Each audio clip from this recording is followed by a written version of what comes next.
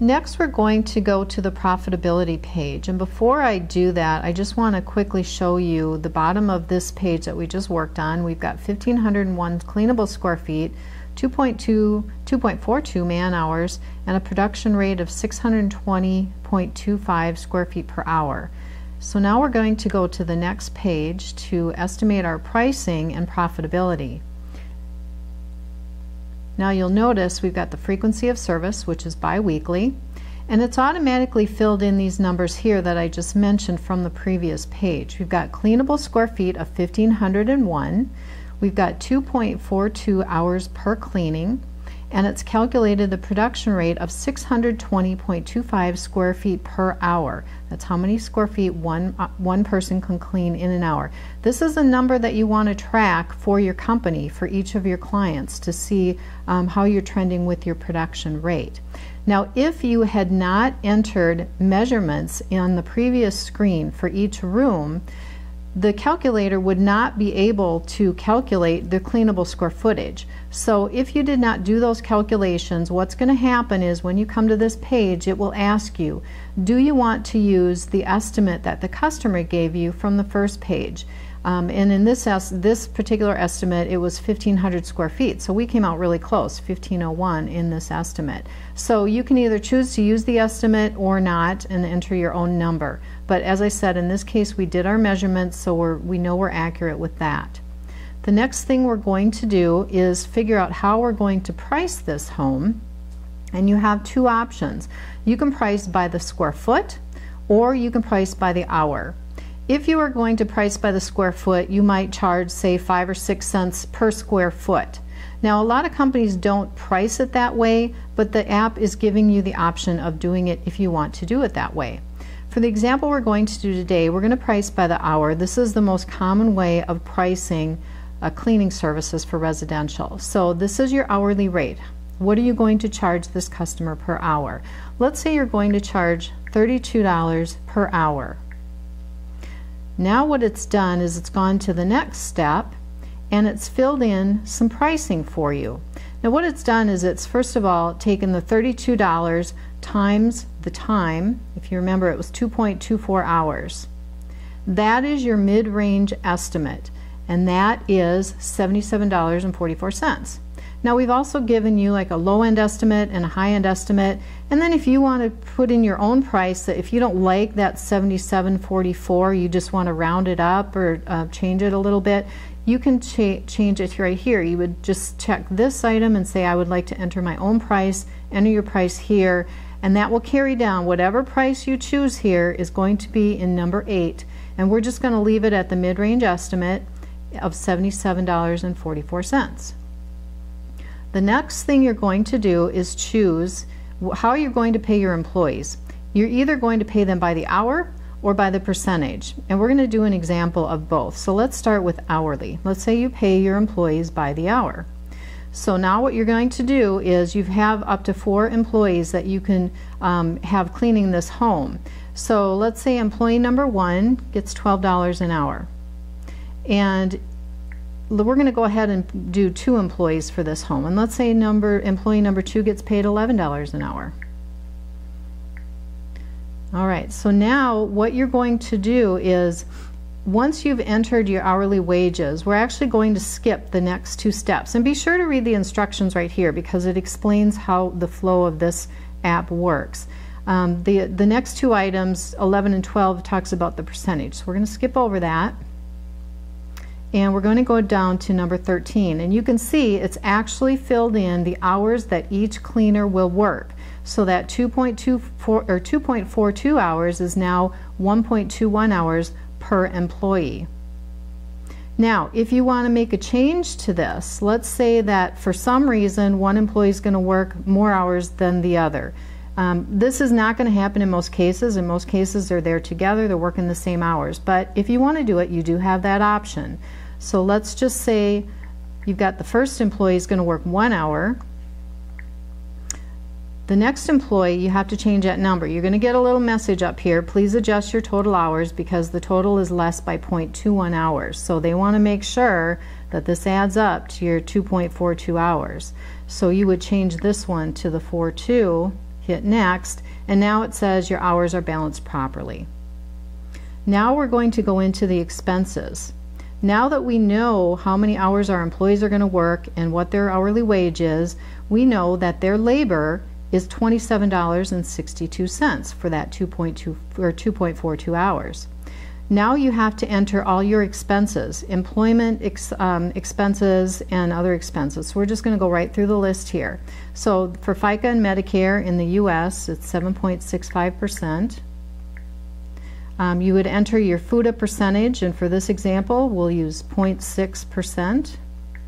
Your state unemployment, and for this example, we'll just say that we're paying 2.5%. Other employment taxes, we're going to leave this one blank. If you live in another country, you may have some other type of employment tax rate that you could enter there. Liability insurance, typically that's a percentage per $1,000 of payroll, so we're just going to use the example of 1%. Your workers' compensation rate, we'll use the example of 9.75%. And your overhead. This is something you're going to have to figure out for your own business. This is different for every business, and if you read the explanation, this explains what overhead is and approximately what that percentage might be, but it's, like I said, it varies for every company. So for this example, we're just going to say that it's 28% is our overhead rate. Next, you're going to estimate your supply usage, and again, this is going to vary per company. So for this example, we're just going to use 2%.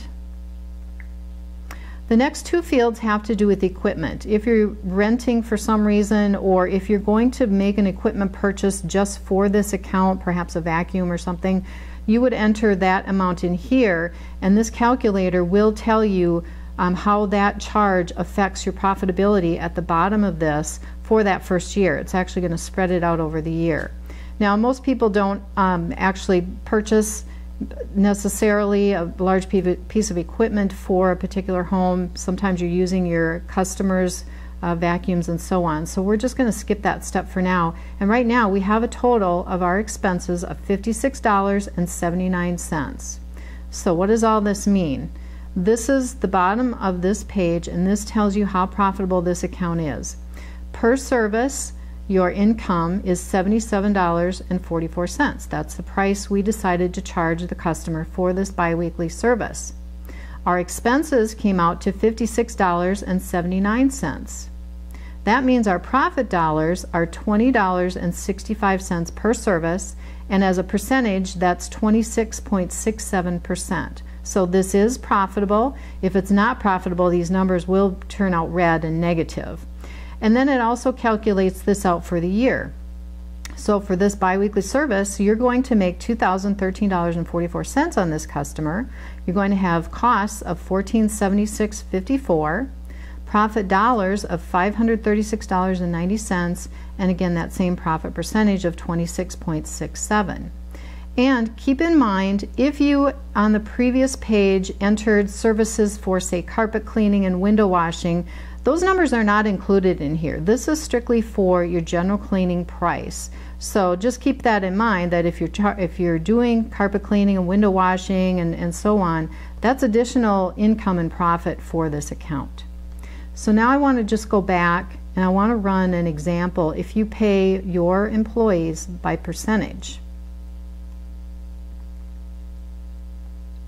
All right, so here's where we choose hourly and percentage. So now what we're going to do is we're going to skip down, because this is for the hourly, so we're going to skip down to the percentage field right here. This is the percentage that you are going to pay your employees. This is going to be a percentage of the total charge. So if we enter, say, 35% is going to go to the employees. Now the next step is to choose how many employees are going to work in this home, and let's just use the 2 example again. So now you'll see that 35% is going to the employees, but right here it's split it in half. Each employee is going to get 17.5% of the income on this home. Now, some of you may have a team leader that makes a higher percentage. So again, you can change that percentage if you want to. Let's say that this employee is going to get 18%. Just hit the next button, And now again, you'll get that message that this isn't balanced. You want to be paying 35%. So what we're going to have to do is change this one down to 17%, hit next, and now it says that your percentage is balanced properly. So 18% and 17% adds up to 35%. This column right here, this is just for your information only. You know that if you're going to pay a percentage to your employees, you still have to make sure that they are within the wage limits set by the government. So if they have to make at least a minimum wage, and as long as they're working that 2.42 hours that you've estimated their cleaning to be, this is what their actual hourly wage translates to. $11.52 for this one and $10.88 for that one. So as long as that fits within the minimum wage, then you're okay on that. So now the next thing would be to skip down to your expenses again, and we have already filled this out from the previous example, but you can see your labor number has changed a little bit. It's $27.10. So we'll just skip down since we've already entered all our other expenses, and we'll skip right down to the bottom. And for this example, we're making $77.44, same price as we charged the last time, but our cost has changed a little bit. It's now $56.16. Our profit dollars, $21.28. Our profit percent, 27.48%. And then here's your yearly totals.